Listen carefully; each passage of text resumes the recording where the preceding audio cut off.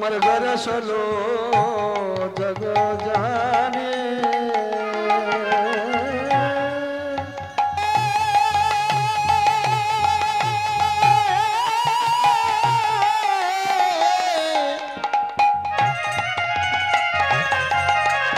কলি ঘরে তুমি যে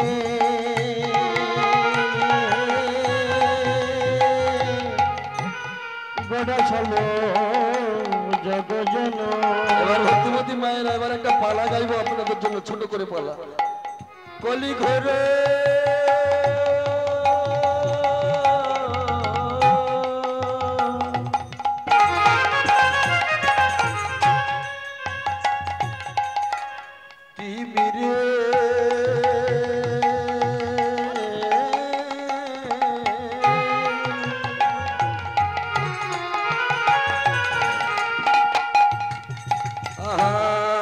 চলো জগ জানে কলি ঘরে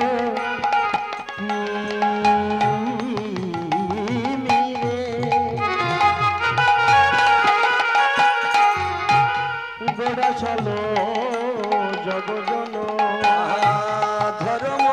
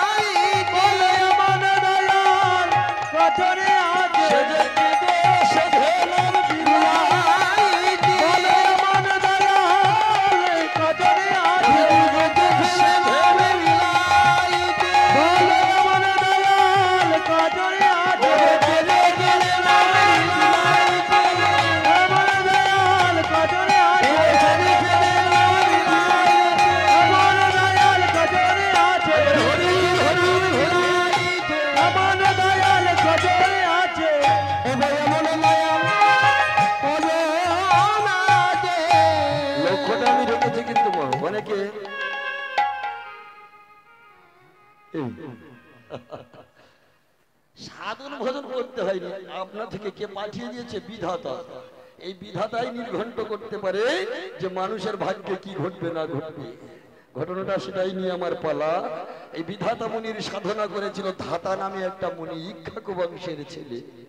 বহু বছর, 10,000 বছর সাধনা করার পরে বিধাতার সঙ্গে দেখা।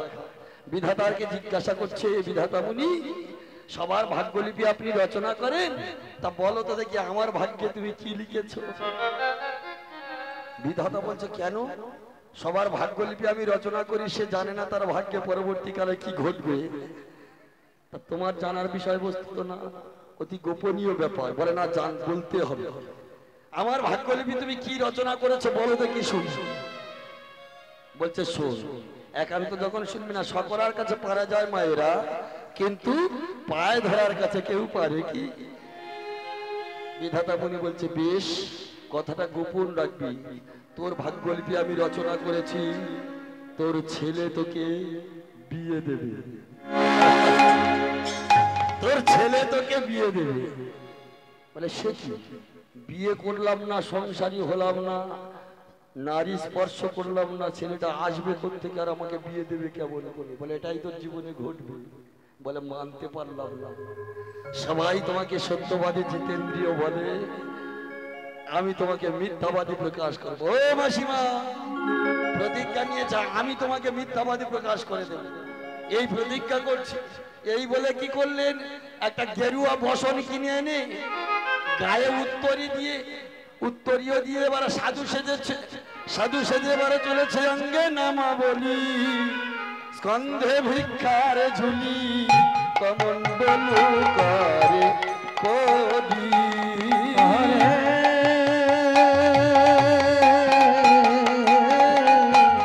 অঙ্গে নামা বলি, স্কন্ধে ভিক্ষার ঝুলি, কমণ্ডলু করে কবি।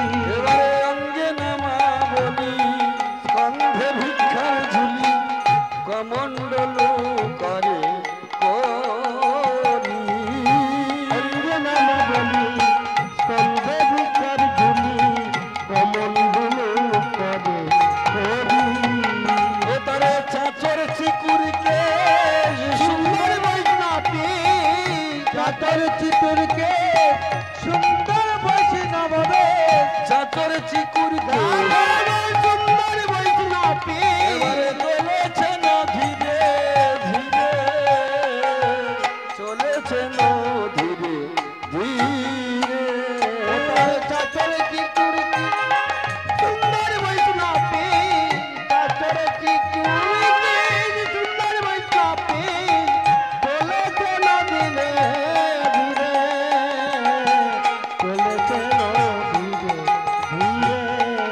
কেমন ধীরে ধীরে দেখো চলেছে গো, কেমন ধীরে ধীরে চলেছে গো। মনে বাসনা পুরাবে বলে, ধীরে ধীরে চলেছে গো, মনোবাসনা পুরাবে বলে, মনোবাসনা পুরাবে বলে। কেমন ধীরে ধীরে চলেছে গো, বাসনা পুরাবে বলে।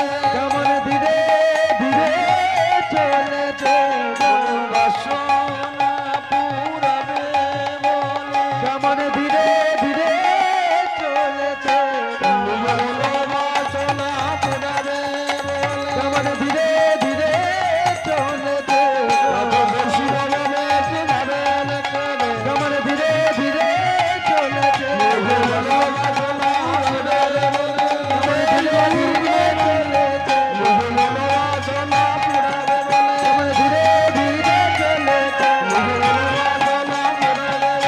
ধীরে ধীরে চলেছে গো, কেমন ধীরে ধীরে চলেছে গো। আমার জীবনে ব্রত নিয়েছে, কোনোদিন বিয়ে করবে না, সংসারী হবে না, নারী স্পর্শ করবে না। দেখি ছেলেটা আসে কি করে আর আমাকে বিয়ে দেয়। চিন্তা করে গেলেন কোথায়? গেলেন একেবারে কামক বনি। কামক বনে বহুকাল তপস্যা করে মনে মনে চিন্তা করছে এখানে সাধনা ভোজনা করব না, এবার যাব আমি বৃন্দাবনে। ওই কামক বন আর বৃন্দাবনের মাঝে বিশাল একটা চওড়া নদী আছে, তা সেই নদীটা পার হলেই বৃন্দাবন। এমনই চলতে চলতে সন্ধ্যাকালে গিয়ে উপস্থিত হয়েছে নদীর সমীপে, নদীর কাছাকাছি গিয়ে উপস্থিত হয়েছে। আর যেমন বৃষ্টি হলো এমন বৃষ্টি মুখর দিল, একা শীর্ণ গায়ে ডাক দিলেন মাঝি ভাই।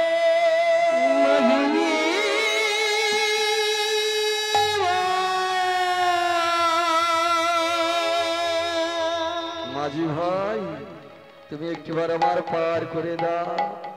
বৃষ্টির দিনে যে যার তরণী ঘাটে বেঁধে রেখে ধীরে ধীরে সবাই ঘরে ফিরে গেছে, কেউ ফিরে এলো না। ডাকটা শুধু ওই নদীর জলের তরঙ্গের সঙ্গে ভাসতে ভাসতে ভাসতে দূর গগনে মিলিয়ে গেল। শুনতে কেউ পেল না। ভিজে ঠক ঠক ঠক ঠক করে কাঁপছে, আর দাঁড়িয়ে থাকতে পারছে না। শীর্ণকায় ক্ষুধা তৃষ্ণায় কাতর, ঠক ঠক ঠক ঠক করে কাঁপছে। এমন সময় একটা বাচ্চা ছেলে অদূর ওই নদীর মধ্যবর্তী অঞ্চলে মাঝখানে পানসি নৌকা জলে ঢেউয়ে ভাসছে, ভাসছে আর ভাসছে। বসে বসে ঢেউয়ে দুলছে আর মাছ ধরছে। একটা ধীবরের ছেলে, জেলের ছেলে মাছ ধরছে আর বসে বসে গান করছে। শুনতে পেল ধাতামুনি, শুনতে পেয়েছে ধীবরের ছেলেটা সেই নদীর মাঝখানে বসে বসে গান করছে। বসে বসে গুনগুন করে ভাটিয়ালি শুনে দেখবে মাঝি মাল্লারা কি করে গো, ভাটিয়ালি শুনে গান করে না মা।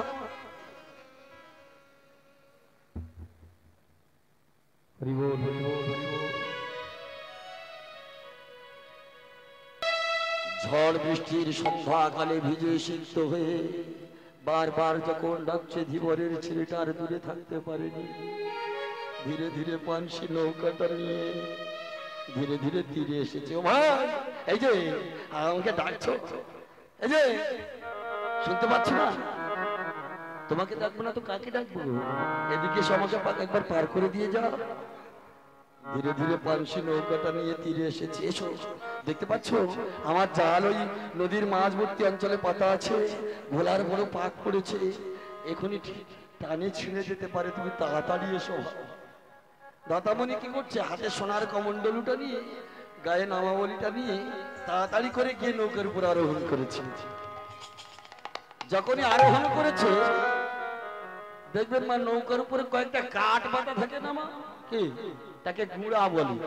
ওই গুড়ার উপরে বসে চরণ দুটো নৌকার পাটাতনে ঝুলিয়ে দিয়েছে। নৌকাতে কিছু চুইয়ে চুইয়ে জল ছিল, সেই জলে চরণ দুটো স্পর্শ করেছে। বিজ্ঞান বলছে জলে পা দিলে যার প্রস্রাব লাগে তার শুক্রের গন্ডগোল আছে। ভাগ্যচক্রে ধাতামুনির শুক্রের গন্ডগোল ছিল, ওই চরণ দুটো জলে স্পর্শ করার সঙ্গে সঙ্গে জোর প্রস্রাব লেগেছে। তরিটা সবে নদীর মাঝখানে গেছে।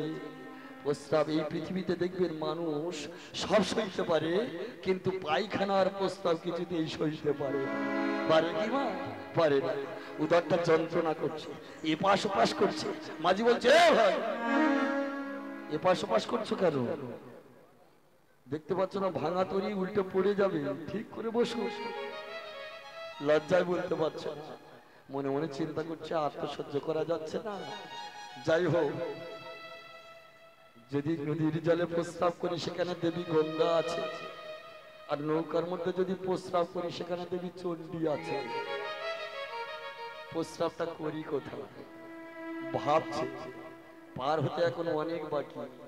প্রস্রাবটা করি কোথায় ভাবতে ভাবতে হঠাৎ দেখলো হাতে একটা সোনার কমণ্ডলু আছে। নদীতে প্রস্রাব করলো না, নৌকায় প্রস্রাব করলো না, মাঝির দিকে একটু পিছন ফিরে লজ্জায় কমণ্ডলুটা ধরে চুপি চুপি কমণ্ডলুর মধ্যে প্রস্রাব করেছে। যখন কমণ্ডলুর মধ্যে প্রস্রাব করেছে, সোনার কমণ্ডলু অপবিত্র হয়ে গেছে। সাধু বাবা কি করলো? কমণ্ডলুটা নদীর জলে ভাসিয়ে দিয়েছে। সোনার কমণ্ডলু নদীর জলে দুলছে, ভাসতে ভাসতে অনেক দূরে চলে গেছে টানে, সারা রাত ভাসছে। মাঝি ভাই তাকে পার করে দিয়ে জেলের ছেলেটা জালের কাছে চলে গেছে। এদিকে মা সোনার কমণ্ডলুটা এমন করে সারা রাত ভাসছে ভাসছে আর ভাসছে। ঠিক সেই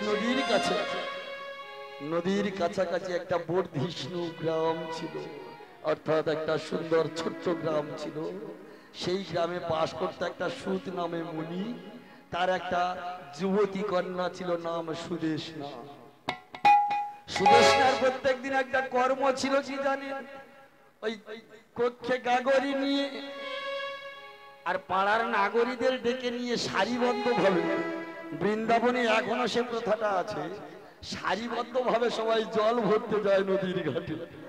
প্রত্যেক দিনের মতো আজকের সকালও হয়ে গেছে, পূর্ব গগনে রাঙা সূর্য উদ্ভাসিত হয়েছে, আর রাঙা সূর্যের রক্তিম আভা কমণ্ডলুর উপর পড়ে ঝকঝক ঝকঝক ঝকঝক ঝকঝক করছে। যখন ঝকঝক করছে এমন সময় সুদেশনা কি করছে? সকালবেলা ভালো করে ঘোমটা দিয়েছে, দিয়ে আর ওই ভালো করে কোমরে কাপড়টা জড়িয়ে নিয়েছে। সুন্দর করে কাপড়টা জড়িয়ে নিয়ে আর ভালো করে হেলে দুলে এবারে চলেছে, সবাইকে ডাকছে, আয় না গরি একবারে লয়ে গাগরি জলে সহিতে যা।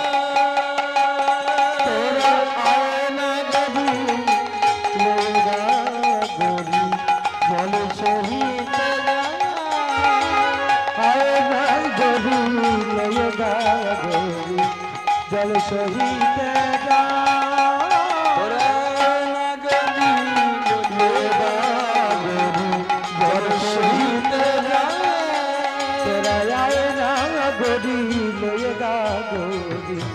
জল সহিতে যা, এবার জল সহিতে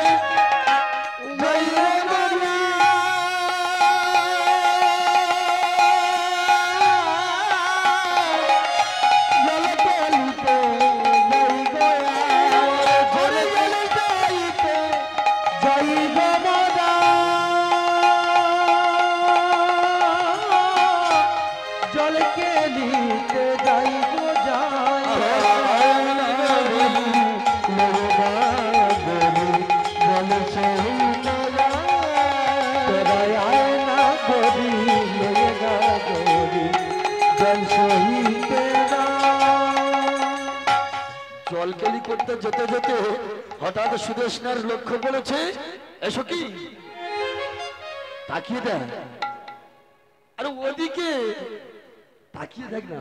বলে কোন দিকে? বলে জলের দিকে। বলে কি বলতো, একটা ভাসতে ভাসতে আসছে না? কি একটা কি ভাসতে ভাসতে আসছে না? বলে হ্যাঁ, কি সুন্দর ঝকঝক করছে, কি বলতো? এদিকে বাতাস দিকে সোনার কমণ্ডলুটা ভাসতে ভাসতে ভাসতে ভাসতে আসছে। সোনার পদ্ম কি জলে ফোটে? কি বলতো? যখন ধীরে ধীরে কাছে আসছে, ধীরে ধীরে সুদেশনা এক হাঁটু জলে নেমেছে, অর্থাৎ জানু পর্যন্ত জলে নেমেছে। জলে নেমে হাত বাড়িয়ে কৌতূহলী হয়ে সোনার, এই দেখ দেখ একটা সোনার কমণ্ডলু রে, কি পেয়েছে সুদেশনা? বলে কমণ্ডলু। বা বা বা বা। একশো কি গিয়ে বলছে, জানিস মনে হয় কোন সাধু বাবা পার হতে গিয়ে হাত ফসকে জলের মধ্যে পড়ে গেছে, আর তুলে নিতে পারে। বা বা বা, ঠিক বলেছি। আরেকজন বলছে বা বা বা বা। আচ্ছা সুদেশনা, দেখ তো ওই কমণ্ডলুর ভিতরে কি আছে? ও মাইরা, কমণ্ডলুর ভিতরে কি আছে বলতো? কি আছে? আচ্ছা তুই বল কি আছে বল। ও বাবা, ও জেনে গেছে। বলে দেখ না কি আছে। সুদেশনা এবার কমণ্ডলুটা নয়ন সম্মুখে ধরে বলছে, জানি এই কমণ্ডলুর ভিতরে অতীব স্ফটিক গঙ্গা জল। গঙ্গায় পরশনে মানুষের মুক্তি লাভ ঘটে। তুই সকালবেলা সাধু বাবার হাতের কমণ্ডলু পেয়েছিস, আমার গঙ্গা জল। আর একজন ছুটে এসে গলাটা জড়িয়ে ধরে বলছে, সুদেশনা আমার কথাটা শোন না। কি হয়েছে বল? বলে তুই তো প্রত্যেকদিন কৃষ্ণ পূজা করিস, আজকে কৃষ্ণ পূজা দেওয়ার আগে এই কমণ্ডলুর জল তুই একটু পান করবি। কমণ্ডলুর জল তুই একটু পান করিস। সুদেশনা বলছে বেশ বেশ, তোদের কথা মতো আমি কাজ করব। তবে আজকের আমি আর গাগরি পরিপূর্ণ করে জল ভরবো না, আমি আজকের এই কমণ্ডলুটা কক্ষে নিয়ে ঘরে ফিরে যাব। এই বলে কমণ্ডলুটা কক্ষে নিয়ে ভালো করে অবগাহন অর্থাৎ স্নান করে ঘমটা দিয়ে এবারে কাপড়টা জড়িয়ে নিয়ে কমণ্ডলুটা নিয়ে ধীরে ধীরে ঘরে ফিরে চলেছে। ঘরে ফিরে এসে মায়েরা একেবারে ঠাকুর ঘরে কমণ্ডলুটা গুছিয়ে রেখেছে। ঠাকুর ঘরে কমণ্ডলুটা গুছিয়ে রেখে আর সুদেশনা কি করছে, বসে বসে ফুলের মালা গাঁথছে।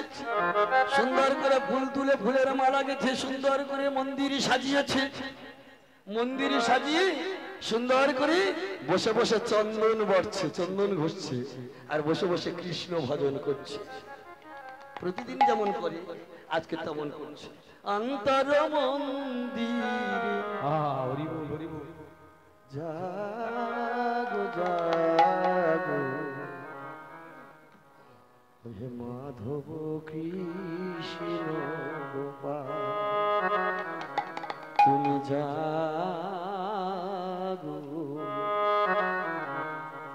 হে মাধব কৃষ্ণ গোপাল। অন্তর মন্দিরে জাগো জাগো মাধব কৃষ্ণ গোপাল, তুমি জাগো মাধব কৃষ্ণ গোপাল। অন্তর মন্দিরে জাগো জাগো মাধব কৃষ্ণ গোপাল, তুমি জাগো মাধব কৃষ্ণ গোপাল।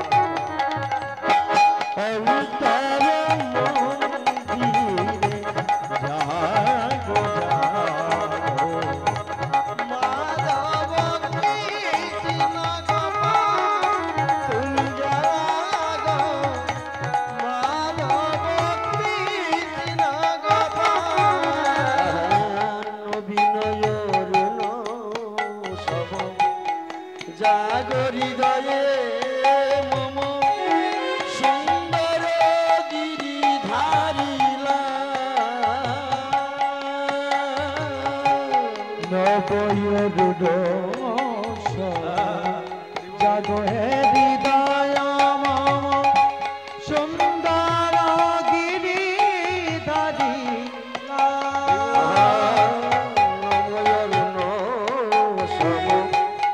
জাগো হৃদয়ে মম সুন্দর গিরিধারিলা। জাগয়রুড জাগো হে হৃদয় মম সুন্দর গিরিধারী। তুমি এসো প্রভু নেমে হৃদি বৃন্দাবনে। এসো প্রভু নেমে হৃদি বৃন্দাবনে। এসো প্রভু নেমে আমার হৃদি বৃন্দাবনে। তুমি এসো প্রভু নেমে হৃদি বৃন্দাবনে। এসো এসো প্রেমের মাধব কৃষ্ণ গোপাল,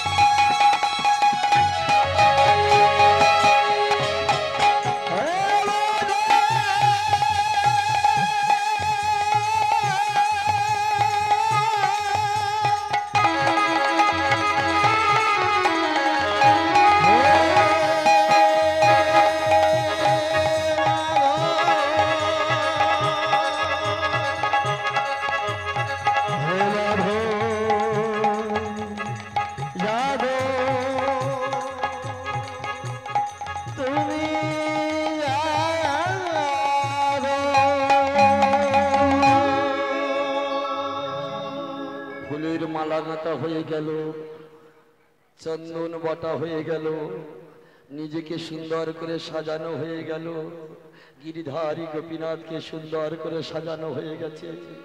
সখীর কথা মতো এবার ধীরে ধীরে সোনার কমণ্ডলুটা বের করে সেই কমণ্ডলুর জল ধীরে ধীরে পান করছে।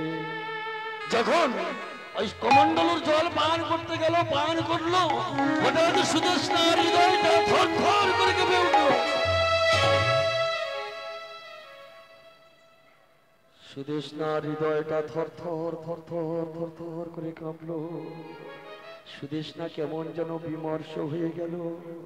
সুদেষ্ণার নয়ন থেকে জলধারা নেমে এলো। সুদেষ্ণা যেন একেবারে কেমন পাগলিনী পারা হয়ে গেছে। দয়াময়,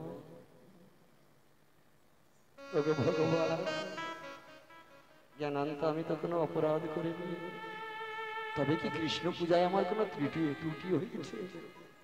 কোনো ত্রুটি হয়েছে?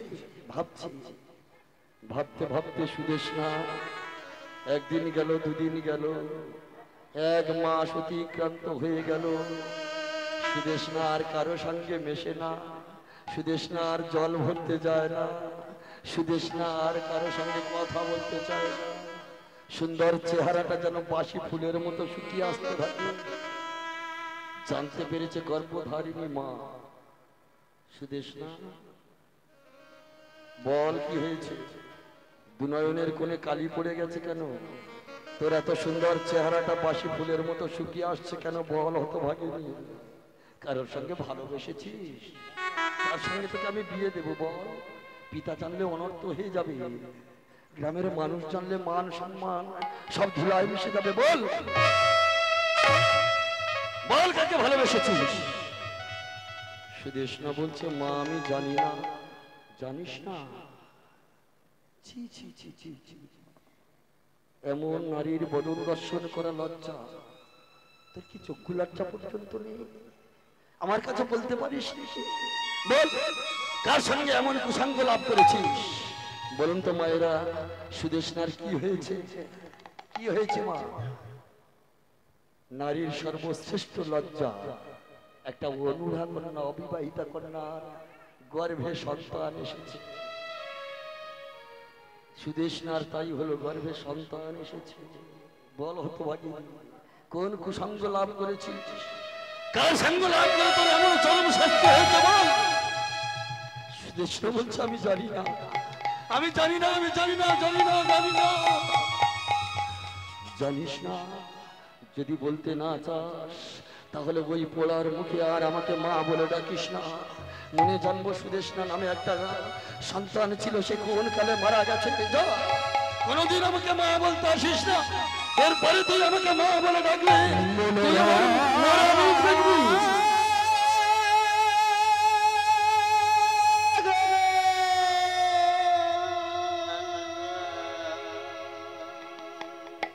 মা না, আমি তোর মা নই রে, আমি তোর মা নাই। শিশুকাল থেকে তোকে আমি কত কষ্ট করে লালন পালন করলাম, তোকে কৃষ্ণ চরণে সমর্পণ করলাম। এই তুই আমাকে সম্মান করলি, এই উপহার দিবি? যা, তোর মতো কন্যা আমাকে মা মা বলে ডাকতে যাস না, যা। আর ডাকিস না, তুই চলে যা, দূর হয়ে যা, দূর। সুদেষ্ণা তো খুবই দুঃখে মর্মাহত হয়ে গেলে কৃষ্ণের কাছে প্রশ্ন করলেন, দয়াময় কৃষ্ণ, এই কি তোমার পূজা করার শাস্তি? এই কি আমার চরম দুর্গতি? এই কি আমার চরম শাস্তি? এরপরে কি তোমার পূজা কেউ করবে দয়াময়? এরপরে কি বলো? এরপরে কি আমার এমন আর কেউ আমাকে দেখে তোমার পূজা কেউ দেবে? বলো, কি অপরাধ করেছিলাম? আমি তো কোনো কুসঙ্গ লাভ করিনি। বলো, কোন পাপে এমন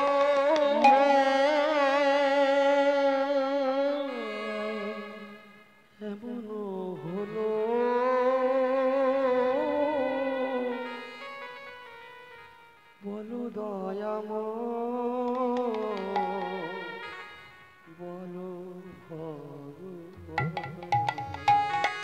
বলো কোনে পাপে এমন হলো বলো দয়াময় বলো ভগবান বলে কোন পাপে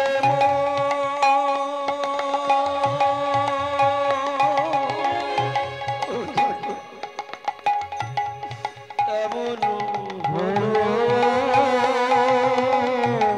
বলো দয়াময় বলো ভগবান বলো কোনে পাপে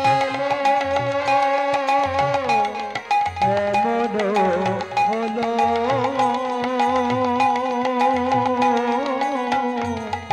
বলো দয়াময় বলো ভগবান এই নারী যেন মনের বাতি পুড়ে হলো নারী জন মোমের বাতি পুরে হলো ছাই। মানব জন্ম মনের বাতি পুড়ে হলো এই মানব জন মোমের বাতি পুরে হলো ছাই। আমি কেঁদে কেঁদে বলবো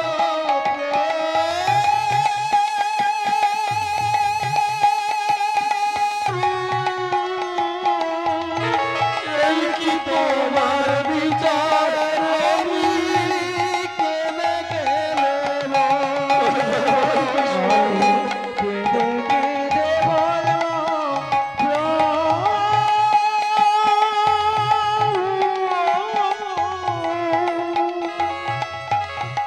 এই কি তোমার বিচার আমি কেঁদে কেঁদে বলবো কোন অপরাধে জীবনে অপরাধে এ জীবনে অপরাধে এ জীবনে শাস্তি পেতে বলো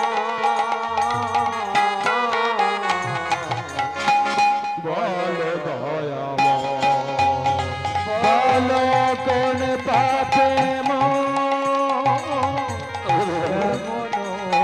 হলো বলো দয়াময় বলো ভগবান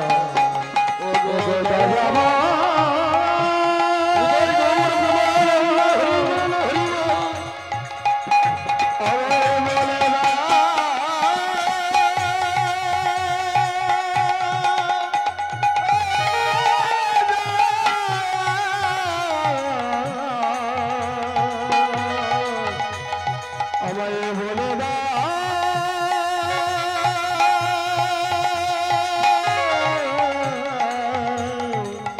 আমায় বলে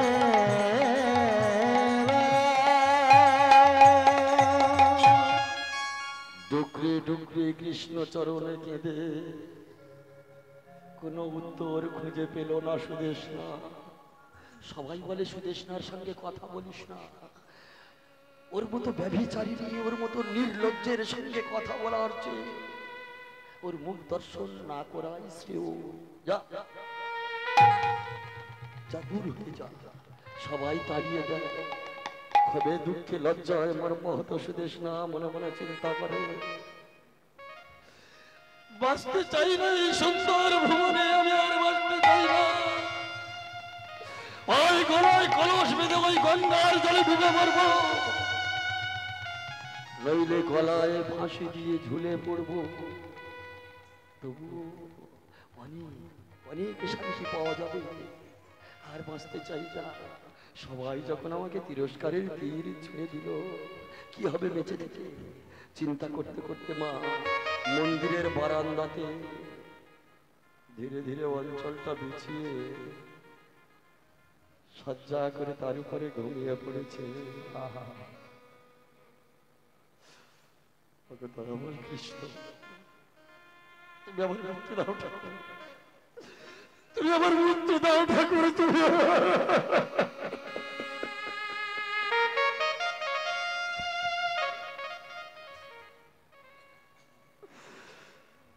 ঘুমিয়ে ঘুমিয়ে একটা স্বপ্ন দর্শন করছে। ছোট্ট একটা বালক এসে ডাক দিয়েছে, মা। হরি বল, হরি বল, হরি বল। কি আমাকে মা বলে ডাকছিস না? না, আমি কারোর মা নই রে, আমি কারোর মা নই। যা, যা। কেউ আমাকে মা বলে ডাকিস না, আমি কারো মা নই। ছেলেটা বলছে, মা আমি তোমার গর্ভের সন্তান গো, 10 মাস 10 দিন তোমার গর্ভে থাকার জন্য এসেছি। অন্ধকারে শত নারীর বন্ধনে কৃমির দংশনে কত জ্বালা কত যন্ত্রণা সইব, শুধু একটু কৃষ্ণ ভজন সাধন করার জন্য এসেছি। আমার এই পৃথিবীর বুকে আনার আগে যদি তুমি গলায় ফাঁস দিয়ে মৃত্যুবরণ করো, তাহলে অন্ধকারে ওই কারাগারের মধ্যে আমি মারা যাব। মা, তুমি অপরাধ করতে পারো, কিন্তু আমি তো কোনো অপরাধ করিনি। কি অপরাধ আমি করেছি বলো? কেন অন্ধকারে তুমি আমাকে শেষ করে দিতে চাইছো বলো? দেখবেন মা, এটা নারীর বৈশিষ্ট্য। প্রতিটা নারী সন্তান যত দুরাচারী হোক, ব্যভিচারী হোক, অত্যাচারী হোক, প্রেমের পঞ্চরস শান্ত দাস্য সূক্ষ্ম বাৎসল্য মধু, পিতামাতার সঙ্গে আমাদের ভালোবাসা বাৎসল্য রসে কোন নারী সন্তানকে কু ভাবতে পারে না। যত দুরাচারী হোক, পিতামাতা সন্তানের অমঙ্গল কামনা করতে পারে কি? পারে না। এটা নারীর ধর্ম। যত দুরাচারী হোক, কোন নারীকে সে যদি করজোরে একবার মা বলে ডাকে, তার শত অপরাধ খণ্ডন হয়ে যায়। খোকা, মা তুমি আমাকে বাঁচাবে না? আমি তোমাকে মা বলবো, মা বলে তোমাকে শান্তি দেবো, আমি একটু কৃষ্ণ ভজন করবো, তুমি চাও না? তুমি এমন এমন অহংকারী হলে কেন? কেন কেন আমাকে অন্ধকারে মেরে ফেলতে চাইছো বলো মা? যখন এই কথাগুলো বলছে, সুদেষ্ণা ঘুমিয়ে ঘুমিয়ে স্বপ্ন দেখছিল। চিৎকার করে ডেকে উঠলো, খোকা!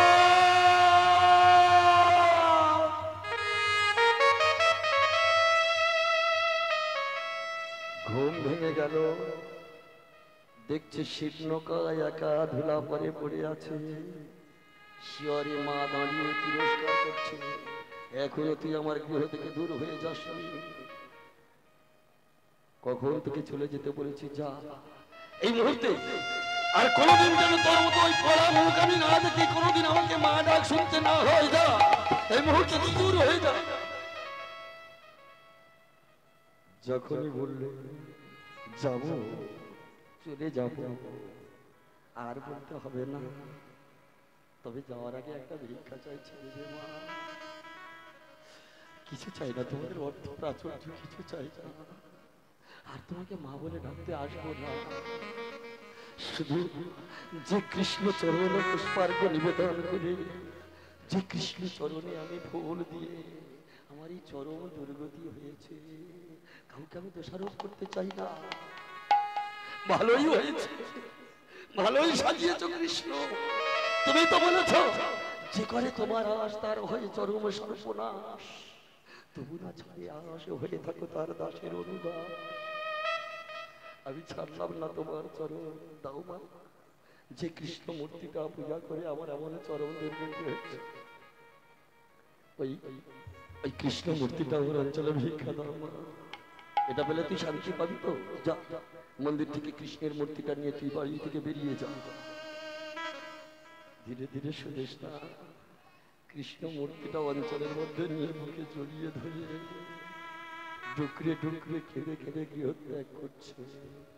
কেউ তো কারো না জানিও গো দয়াময়, মিছে ভ্রম ভবের সংসার কাল যবে আসবে সবই তো ফুরাবে কি আমার আপন হবে কে আমার আপন হবে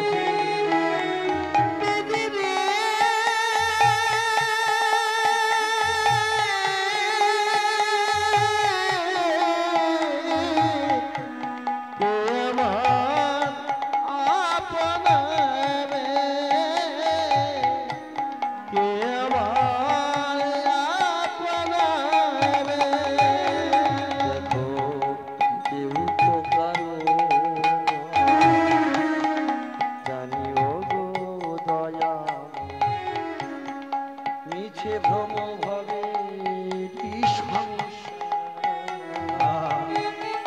কাল যবে আসবে সবই তো ফুরাবে কি আমার আপন হবে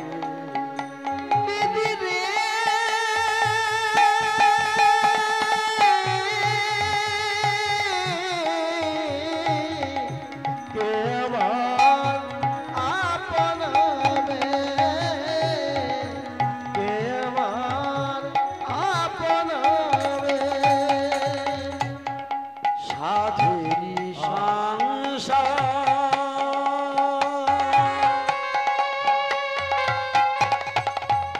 দেখো পুড়িলে হবে সে সাধেরি সংসার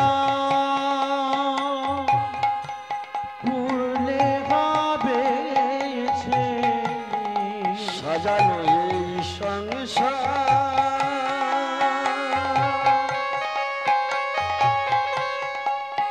মানুষ পুড়িলে হবে সে সাজানো সংসার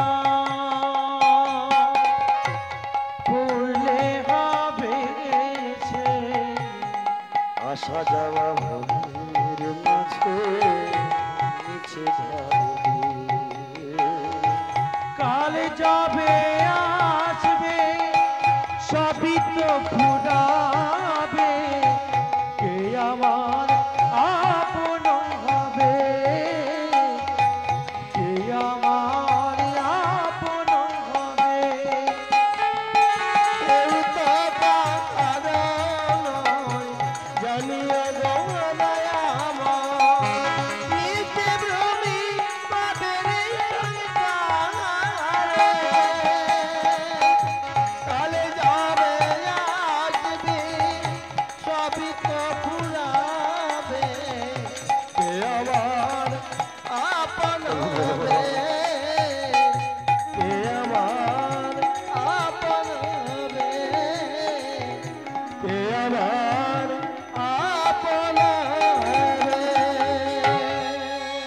ভগবান কৃষ্ণকে সঙ্গে নিয়ে ধীরে ধীরে গৃহ ত্যাগ করে পথের প্রান্তে একাকিনী অনাথিনী ধীরে ধীরে চলেছে যেতে যেতে ক্ষুধা তৃষ্ণায় কাতর হয়ে গিয়ে ভিখারিনী কাঙালিনী হয়ে গেলে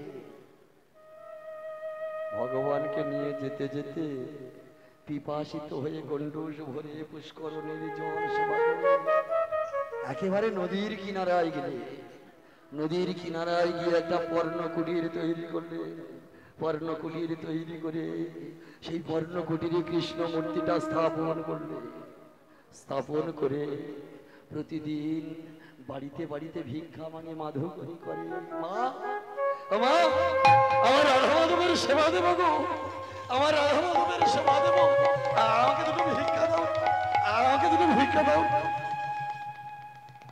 কেউ বলে ভিক্ষা করতে গেলে একটা জ্বালা যন্ত্রণা আছে সেটা কেউ না জানলেও যারা হরিবাসর করে তারা জানে দাদা এবছর ভালো ভালো দল আনছে আপনাকে 50টা টাকা দিতে হবে সারাদিন হয়তো চা খরচা 50-60 টাকা হয়ে যায় গেটে পয়সালি আর হরি বাসন করতে এসছে, যাও। 50 টাকা দিতে পারবো না, 30 টাকা দেবো, যদি নেবে তো নাও, না তো যাও। হরি বাসন করতে এসছে, তুমি যাও যাও। দেখবেন ভিক্ষা করতে গেলে একটা যন্ত্রণা আছে রে। সকালবেলা রাধা মাধবের সেবা দেবো, ভিক্ষা করতে গেছে, মা বলছে এখন বাসি কাজ সারা হয়নি, ভিখারি এসে হাজির হয়ে গেছে। এই, বাসি কাজ সারা হয়নি, যাও, ভিক্ষা দিতে পারবো না। হয়তো গত রাতে খেটে খেতে পারো না, ভিক্ষা করে খাচ্ছ, কাজ করে খেতে পারো না। মা 3 দিন হলো রাধা মাধবকে আমি সেবা দিতে পারিনি, আমার দাও না ভিক্ষা। কত যন্ত্রণা, নিজের সন্তানকে মানুষ করার জন্য ভগবানকে ছাড়ছেন না। যন্ত্রণা পেয়েও দাঁড়ে দাঁড়ে কত লাথি ঝাঁটা খেয়েও মাধু করি করে এনে যা পায় সেই সমস্ত তন্ডুল নিয়ে একটা মাটির হাঁড়ি তৈরি করে রৌদ্রের তাপে শুকিয়ে সেই মাটি হাঁড়ি বনের কাঠ ভেঙে এনে তাতে অগ্নি প্রজ্বলিত করে পুড়িয়ে লাল করে নিয়ে সেই হাঁড়িতে করে রাধা মাধবের সেবান্ন তৈরি করে, প্রসাদ তৈরি করে দিনান্তে একবার প্রসাদ পায়। ভেবে দেখেছেন কত যন্ত্রণা, কত আঘাত সে। আজ 3 বাড়ি ভিক্ষা পেয়েছে, মাত্র 3 মুষ্টি ভিক্ষা নিয়ে মাটির হাঁড়িতে করে নিয়ে কাঠের আগুনে প্রজ্বলিত করে বসে বসে কৃষ্ণ ভজন করছে। দেখবে মা, অর্থ না থাকলে কি হবে? একমাত্র শান্তি কোথায় জানে? অর্থ থাকলে মানুষের শান্তি থাকে না। দেখবেন যার বেশি টাকা আছে না, সে পালঙ্কে শুয়ে থাকলেও ঘুম আসবে না। যার কিচ্ছু নাই, সে পথের প্রান্তে পড়ে থাকলে ঘুম এসে যাবে। টাকা থাকলে ওরে যা চোরের উপদ্রব হয়েছে, টাকা আছে, পাহারা দিতে হবে, চিন্তা থাকে। সুদেশনাথ তো কিচ্ছু নেই, শুধুমাত্র সম্বল কৃষ্ণমূর্তি আর জঠরের সন্তান, শেষ সম্বল। ওই বসে বসে উনানে আগুন ধরিয়ে বসে বসে নিজের দুঃখের নিজের কান্না নিজে কাঁদে, আর বসে বসে কৃষ্ণ ভজন করে। গোপী জন মন চোর,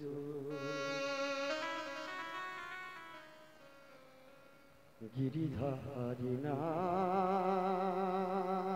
গুরু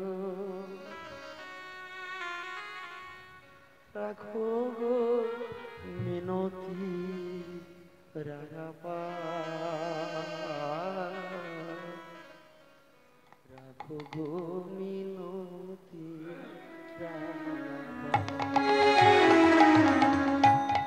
গোপী জন মন গিরিধারী নাগর,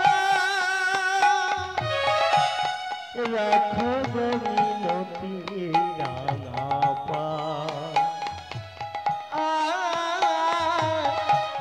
রাখো গো মিনতি রাঙাপা।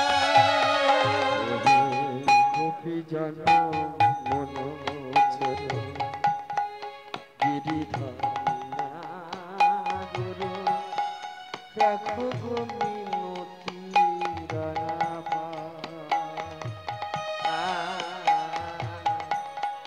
রাখো গো মিনতি রাঙাপা।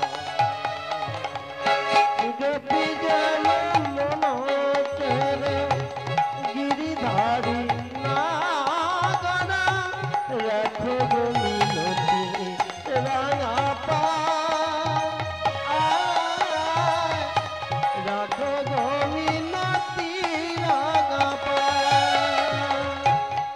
হে চির সুন্দর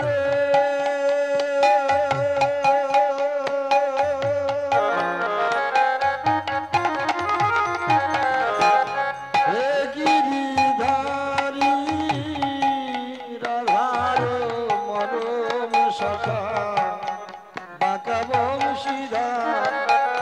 আচ্ছা মায়েরা আর বেশিক্ষণ গাইবো না, 10-15 মিনিট গাইবো। হে চির সুন্দর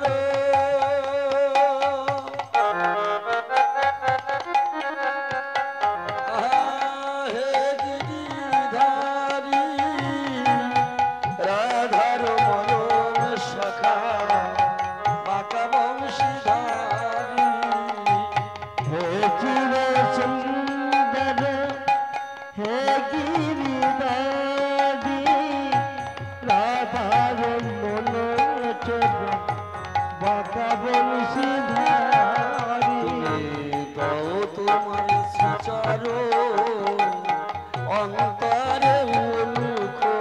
ওগো দাও প্রভু সে চরণ অন্তরে তুমি দাও তোমার শিকার অন্তরে ওগো দাও প্রভু সে চরণ অন্তরে একবারে করুণা নয়নে ফিরে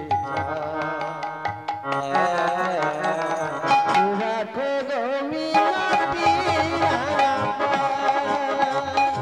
গোপী জন মনোচর গিরিধারী নাগর রাখো গমিনাতি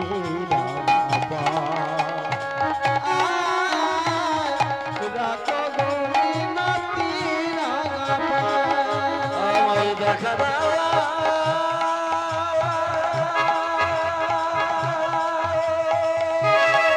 হৃদয় গৌর হরি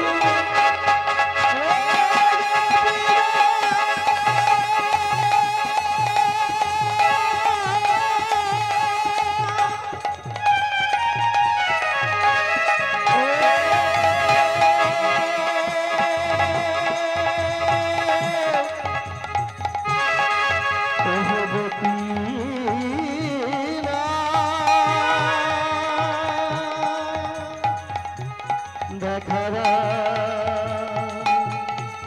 আমায় দেখারা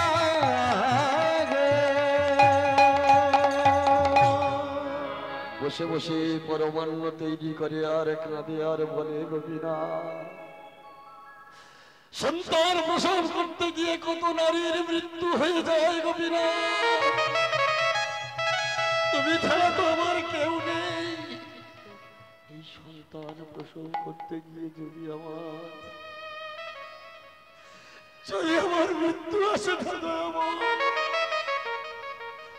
আমার সেই সন্তানকে তুমি দেখো গোপীনা তুমি দেখো তাকে যেন সুন্দর করে তুমি পালন করো দেখতে দেখতে 10 মাস 10 দিনও হয়ে গেল সুদেশনার গর্ভে থেকে একটা পুত্র সন্তান হয়েছে মা তাকে আদর করে কোলে নিয়ে চুম্বন করে ভরিয়ে দিয়েছে একটা পুত্র সন্তান হয়েছে মা কানা ছেলে হলেও মায়ের কাছে পদ্মলোচন এটা নারীর ধর্ম সন্তানকে জড়িয়ে ধরে কোলে নিয়েছে সবাই বলছে ছি ছি ছি ছি একটা অবিবাহিতার সন্তান হয়েছে ওই যে জাগরুক সন্তান সবাই ধিক্কার করে অবজ্ঞা করে সুদেশনা কারো কথা কর্ণপাত করে না তাকে জড়িয়ে ধরে তার বদনে চুম্বন করে চুম্বনে চুম্বনে ভরিয়ে দেয় সুদেশনার সন্তান যত বড় হতে থাকে তত সুদেশনার বিপদ বাড়তে থাকে ছেলেটা খেলা করতে গেলে কেউ খেলাতে নেয় না সবাই জারজ বলে তাড়িয়ে দেয় কথা বলতে শিখেছে মায়ের কাছে এসে গলাটা জড়িয়ে ধরে বলে বলো মা কি আমার পিতা কেন আমি জারো কেন সংসারের অপান্তে কেন কেন আমাকে সবাই জারজ বলে গালি দিয়ে তাড়িয়ে দেয় কেন সবাই আমাকে ধিক্কার করে অবজ্ঞা করে লাঞ্ছনা করে কেন বলো কি আমার পিতা কি আমার জন্মদাতা সুদেশনা গিরিধারী গোপীনাথকে দেখিয়ে বলে মন্দিরের মধ্যে ঘরের মধ্যে যে কৃষ্ণ স্থাপন করেছিল কৃষ্ণকে তাকে দেখিয়ে বলে এটাই তোর পিতা এটাই তোর জন্মদাতা ছেলেটা বুঝতে শিখেছে সবার পিতা কেমন রক্ত মাংসে সবাইকে জড়িয়ে ধরে আদর করে আমার পিতা পাথরের কেন মা মা বলে আমি জানি না খোকা মায়ের চোখে জল দেখলে ছেলে আর উত্তর করতে পারে প্রশ্ন করতে পারে ভুলে যা দেখতে দেখতে 21 বছর হয়ে গেল 21 বছরের যুবক হয়ে গেছে ঔদ্ধত্য এবার 21 বছর বয়স হয়ে এবার বুঝতে শিখেছি জানতে শিখেছি মা মায়ের গলাটা জড়িয়ে ধরে বলছে আজকে তোমার একটা প্রশ্নের উত্তর তোমার দিতেই হবে আজকে রাত ছাড়ছি বল খোকা কি জানতে চাও বলো জননী মা জানে তার সন্তানের আসল পিতাকে পিতা জানে না কিন্তু মাই জানে মাই বলতে পারে সন্তানের আসল পিতা কি বলো জননী কি আমার পিতা কি আমার জন্মদাতা এতদিন তুমি আমাকে ভুলিয়ে দিয়েছো আজ তোমাকে বলতেই হবে সুদেশনার সঙ্গে সঙ্গে গুছানো সেই সোনার কমণ্ডলটা গুছানো ছিল ঠাকুর ঘরে সেটাই নিয়ে পালিয়েছিল সেটা বের করে এনে বলছে জানিস খোকা আজ থেকে 21 বছর আগে নদীর জলে এই কমণ্ডলুটা কুড়িয়ে পেয়েছিলাম। তার জলটা সেবা করে আমার মন বলছে সেই থেকে তুই আমার গর্ভে এসেছিস, এছাড়া আমি আর কিছু জানি না। এতদিন কথাটা তুমি গোপন রাখলে মা, বেশ প্রকাশ যখন করেছে বিহিত ব্যবস্থা একটা করব, এই বলে উদ্ধত্ত একটা যজ্ঞ শুরু করে দিয়েছে, যজ্ঞ সূচনা করেছে আর সবাইকে আদেশ করেছে, শোনো এই যজ্ঞে যত মহা মহা মুনি মানব আসবে সবার হাতে কমণ্ডলু থাকবে, ঋষিদের হাতে। যে ঋষি হাতে কমণ্ডলু থাকবে না তাকে সাদরে বরণ করে আমার কাছে আসবে। যজ্ঞ চলছে, একদিন চলছে, দুদিন চলছে, 3 দিনের দিন ধাতামণি খবর পেয়েছে। ধাতামণি এবার কি করছে মা, যখন থেকে সোনার কমণ্ডলী ভাসিয়ে দিয়েছিল সেই থেকে কমণ্ডলু রাখে। ধাতামণি এসে এবার ধীরে ধীরে সভাস্থলে বসেছে, পরিচরগণ সবাই দেখছে সবার হাতে কমণ্ডলু আছে, ওই মুনিটার হাতে কমণ্ডলু। ধরাধরি করে উদ্ধত্তের সামনে এনেছে। উদ্ধত্ত জিজ্ঞাসা করছে, মুনিবর তোমার কমণ্ডলু কোথায়? বলে আমি রাখি না। মিথ্যা কথা বলো না, বলো তোমার কমণ্ডলু। যখনই বলেছে, বলে সে অনেকদিন আগের কথা, 21 বছর আগে সমস্ত ঘটনা খুলে বললো। ঔদ্ধত্য বলছে, এই কথা শোনো, কমণ্ডলীতে গঙ্গা জল থাকে নাকি, তা সেখানে তুমি প্রস্তাব করেছো, অপরাধ করেছো? বলে হ্যাঁ তা করেছি। অপরাধের শাস্তি নেবে না? বলে হ্যাঁ। কি শাস্তি? বলে আমার গর্ভধারিণী মা 21 বছর ধরে ধরে কাঁদছে তোমার জন্য। আমার গর্ভধারিণী মা সুদেশনাকে আজ ওই রাত্রে তোমার বিয়ে করতে হবে। দাঁড়া দাঁড়া, বিধাতা মুনি নাকি আমার ভাগ্যে লিখেছিল আমার ছেলে নাকি আমার বিয়ে দেবে, আমি প্রতিজ্ঞা নিয়েছিলাম বিয়ে করব না। ঘটনাটা ঘটেই গেল। তা বিধাতা মুনিকে খবর দিল, সেই বিধাতা মুনি এসে পুরোহিত সাজলো। মায়ের একটা জোর করে উলুধ্বনি করুন তো, জোর করে।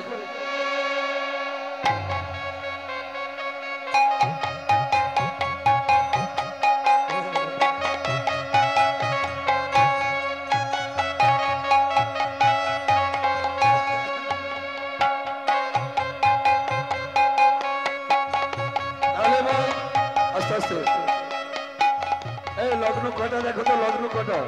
10:30। 10:30।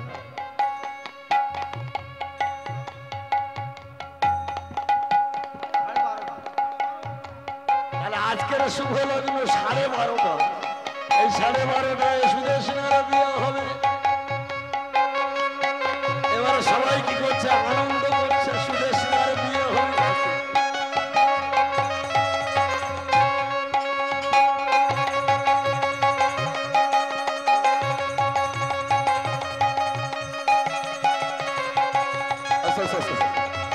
বিয়ে হবে, সমস্ত খাওয়া দাওয়া চলছে, বিয়েটা বাকি আছে।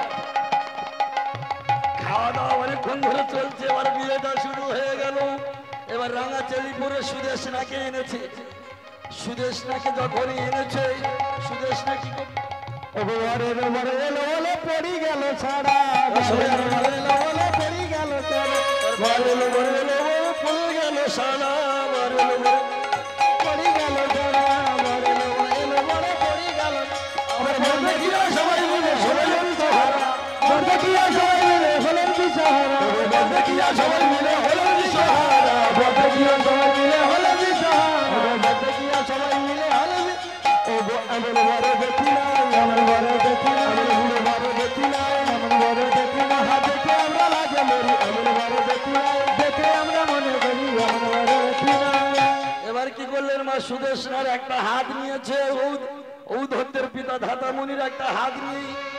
আচ্ছা, হস্তবন্ধনের সময় মন্ত্রটা কি বলে বলবি কি? সাধু বাবা বলুক।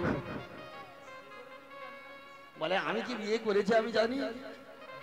তাহলে কি বলে, যদি দং হৃদয়ং মম তদিদং হৃদয়ং তব। অর্থাৎ যদি তুমি আমার হও তবেই আমি তোমার হব, নইলে কলা আর কচু কিচ্ছু হবে না। এবারে সুদেশনার বাম হস্ত নিয়ে এবারে ধাতামুনির দক্ষিণ হস্ত নিয়ে হস্তবন্ধন করে এখানে মিল করে দিল। এইখানে রহিল স্বামীর লীলা মাধুরী, এইখানে রহিল স্বামীর লীলা মাধুরী, এইখানে রহিল স্বামীর লীলা মাধুরী, এইখানে রহিল